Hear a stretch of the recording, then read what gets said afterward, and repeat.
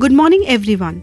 Today we are going to talk about why sensory play is important for a child's development. At Nagin Group of School, we take utmost care for the development of a child.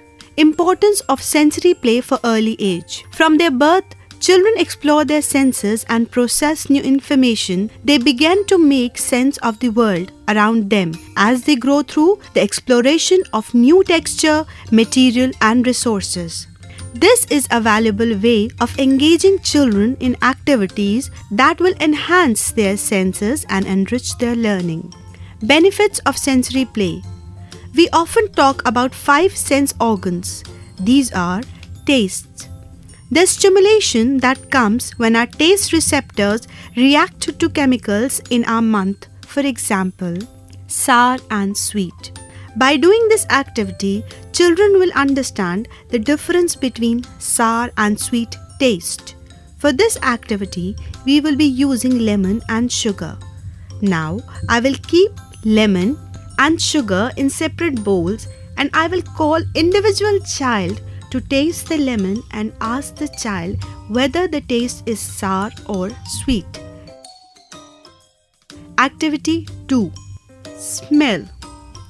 The stimulation of chemical receptors in the upper airways, nose, for example, good and bad smell. By doing this activity, the children will understand the difference between good and bad smell. For this activity, we will be using a flower and socks. Now, I will keep flower and socks on the table and ask the child to pick any one thing and smell it and tell whether it is a good or bad smell. Activity 3rd, touch.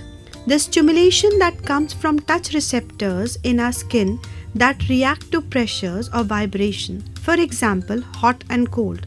By doing this activity, children will understand the difference between hot and cold. Now, I will keep a bowl of hot water and cold water on a table. Then, I will ask the child to touch and feel which one is hot and which one is cold. Activity 4. Hearing. The function of the sound mechanics in our inner ear, for example, high and low volume. High and low volume, by doing this activity, the children will understand the difference between high and low sound. Now, teacher will put the volume high and the child will hear it and tell whether it is high or low volume. Then the teacher will turn the volume low and the child will answer accordingly.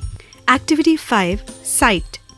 The stimulation of light receptors in our eyes in which our brain then interpret into visual images, for example, dark and light. Visual learning help our kids discriminate between size, color and shape.